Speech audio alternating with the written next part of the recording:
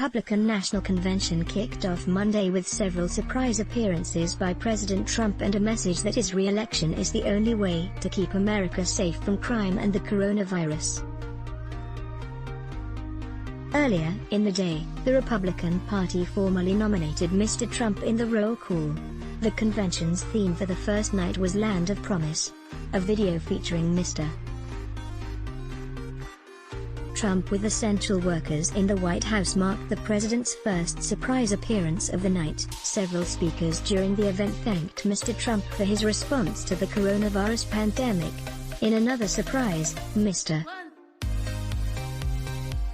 Trump appeared in another video from the White House diplomatic room with 6 Americans who had been held hostage by U.S. adversaries: Michael White, Sam Goodwin, Pastor Andrew Brunson, Joshua and Tamara Holt and Pastor Brian Neron.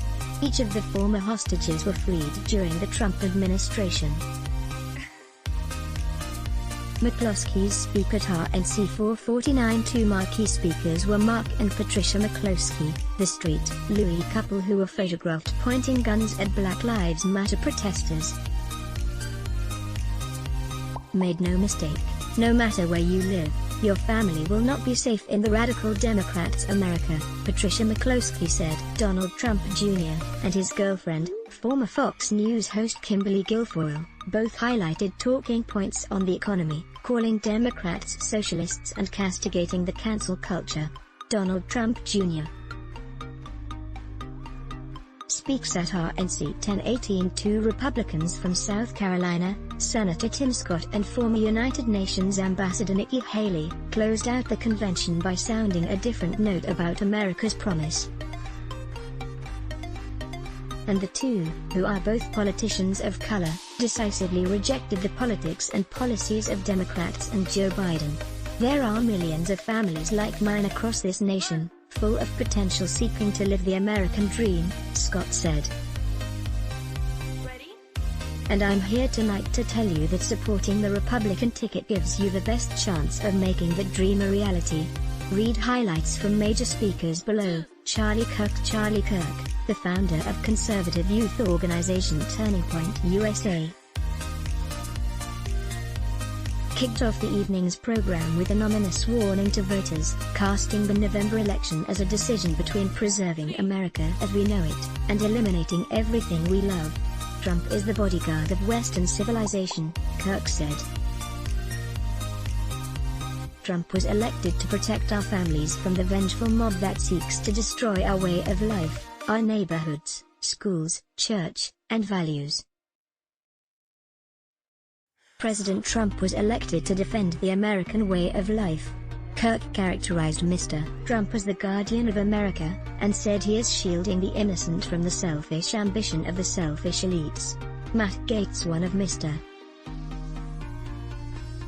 Trump's most fervent defenders on Capitol Hill, Congressman Matt Gaetz of Florida, began his remarks with a dig at Biden, saying he is delivering his remarks from an auditorium emptier than Joe Biden's daily schedule. Gaetz warned that casting a vote for Biden will effectively be handing power to progressives such as Congresswoman Alexandria Ocasio-Cortez, a Democrat from New York, and like Kirk painted a dark picture of the country under a Biden administration. Settle for Biden, that's the hashtag promoted by AOC and the socialists. The woke-topians will settle for Biden because they will make him an extra in a movie written, produced and directed by others, he said. It's a horror film really. They'll disarm you, empty the prisons, lock you in your home, and invite MS-13 to live next door. And the police aren't coming when you call in Democrat-run cities. They're already being defunded, disbanded. Ronna McDaniel, who helms the Republican National Committee, focused on differentiating the GOP from the Democrats, saying the latter are advocating for policies that would have been unthinkable a decade ago. The RNC chairwoman said that Democrats failed to describe their policy priorities during the DNC, and said the race in November between Mr. Trump and Biden pits a president who is tough on China and illegal immigration against a nice guy. She said the Democrats' argument for Joe Biden boiled down to the fact that they think he's a nice guy. McDaniel said that over the next few days, Americans will hear from hardworking, everyday Americans as evidence of how Mr. Trump has been fighting for all Americans across his first term in office. Tonight begins a new chapter in the great American story, a story that has inspired the world for generations, and when we re-elect President Trump this November, the best is yet to come, she said. Jim Jordan, Congressman Jim Jordan of Ohio, also one of Mr. Trump's most vocal supporters on Capitol Hill, painted Mr. Trump not only as the president who has taken on the status quo, but also recounted a personal interaction Mr. Trump had with Jordan's family. "I love the president's intensity and his willingness to fight every day in Washington for our families. But what I also appreciate about the president is something most Americans never see, how much he truly cares about people," Jordan said. Jordan recalled that 2 years ago, as his family mourned the loss of his nephew Eli in a car accident, he was speaking with Mr. Trump on the phone 3 days after his death as he was walking into Eli's parents' home. Jordan said he asked the president to speak with Eli's father, Todd, and Mr. Trump obliged. For the next 5 minutes, family and friends sat in complete silence, as the President of the United States took time to talk to a dad who was hurting, the Ohio Republican said. "That's the president I've gotten to know over the last 4 years, a president who shares private moments like this with soldiers, victims of violent crime and people who've had businesses destroyed by the mob. That's the individual who's made America great again and who knows America's best days are still in front of us." Mark and Patricia McCloskey, The Street. Louis couple who wielded guns outside their mansion as Black Lives Matter's protesters marched past. Mark and Patricia McCloskey said they were appearing before voters to warn that protesters could descend upon their neighborhoods as well if Joe Biden is elected in November. Whether it's defunding the police, ending cash bail so criminals can be released back out on the streets the same day to riot again, or encouraging anarchy on our streets, it seems as if Democrats no longer view the government's job as protecting honest citizens from criminals, but rather protecting criminals from honest citizens, Mark McCloskey said. The McCloskeys have been charged with unlawful use of a weapon over the incident. Patricia McCloskey claimed Democrats want to abolish the suburbs altogether and praised Mr. Trump for protecting suburban neighborhoods. "Made no mistake, no matter where you live, your family will not be safe in the radical Democrats' America," she said. Patricia McCloskey said Mr. Trump must be re-elected, because when we don't have basic safety and security in our communities, we will never be free to build a brighter future for ourselves, for our children, and for our country. Steve Scalise, Congressman Steve Scalise of Louisiana, shared his behind-the-scenes experience with Mr. Trump. He recalled being visited by the President and First Lady Melania Trump in the hospital after he was shot when a gunman opened fire on lawmakers during baseball practice in 2017. The President's actions as Scalise recovered are a side of him the media will never show you, he said. The Louisiana Republican said that in Mr. Trump's first term in office, he has shown visionary leadership, including during the coronavirus crisis as the Trump administration seeks to speed up development and distribution of a vaccine. "America has been through tough times before," Scalise said. "Who better to lead us out of these times than the president who already built the strongest economy our country has ever seen? Donald Trump did it before. Donald Trump will deliver for us again." Former U.S. Ambassador to the UN Nikki Haley is one of the few former members of the Trump administration speaking at the convention. Former U.S. Ambassador to the United Nations Nikki Haley recalled her experience representing the country in the body and praised Mr. Trump for his foreign policy record. "The UN is not for the faint of heart. It's a place where dictators, murderers and thieves denounce America, and then put their hands out and demand that we pay their bills," Haley said. "Well, President Trump put an end to all that. With his leadership, we did what Barack Obama and Joe Biden refused to do. We stood up for America and we stood against our enemies. Haley sought to contrast Mr. Trump with Biden, claiming that if the former vice president is elected in November, he would be doing the bidding of House Speaker Nancy Pelosi, Senator Bernie Sanders and the progressive members of the squad. Their vision for America is socialism. And we knows that socialism has failed everywhere, she said. Haley said that across his first term, Mr. Trump has demonstrated a record of strength and success and said he is tough on malign foreign actors, while claiming Biden would be a boon to adversaries. Nikki Haley speaks at RNC 1037. Joe Biden is good for Iran and ISIS, great for communist China, and he's a godsend to everyone who wants America to apologize, abstain, and abandon our values, she said. Donald Trump takes a different approach. He's tough on China, and he took on ISIS and won. And he tells the world what it needs to hear.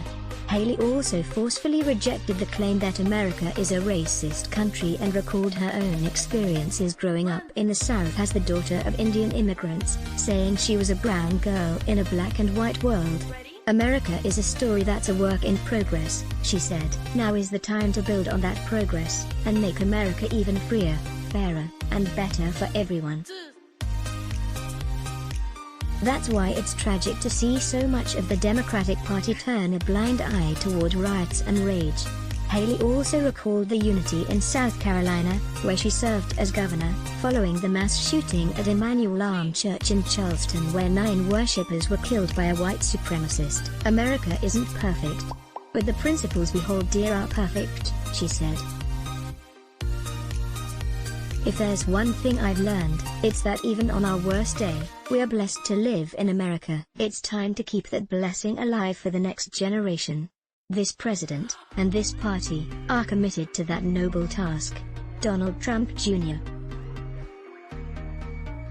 As the first member of the Trump family to speak at the Republican National Convention, Donald Trump Jr. praised his father for his response to the coronavirus epidemic and economic gains and said a Biden presidency would harm working Americans. Joe Biden is basically the Loch Ness monster of the swamp. For the past half-century, he's been lurking around in there. He sticks his head up every now and then to run for president, then he disappears and doesn't do much in between, Trump Jr. said. If you're looking for hope, look to the man who did what the failed Obama-Biden administration never could do and built the greatest economy our country has ever seen, and President Trump will do it again. Trump Jr. said that under his father's administration, free speech has thrived, law enforcement is supported and all students will have access to a good education. America is the greatest country on earth.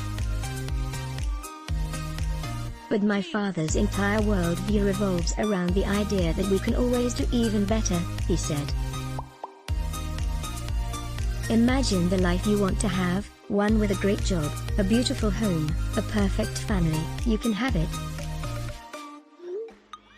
Imagine the country you want to live in, one with true equal opportunity, where hard work pays off and justice is served with compassion and without partiality. You can have it. Imagine a world where the evils of communism and radical Islamic terrorism are not given a chance to spread, where heroes are celebrated and the good guys win. You can have it, Trump Jr. continued. That is the life, that is the country, that is the world that Donald Trump and the Republican Party are after. And yes, you can have it.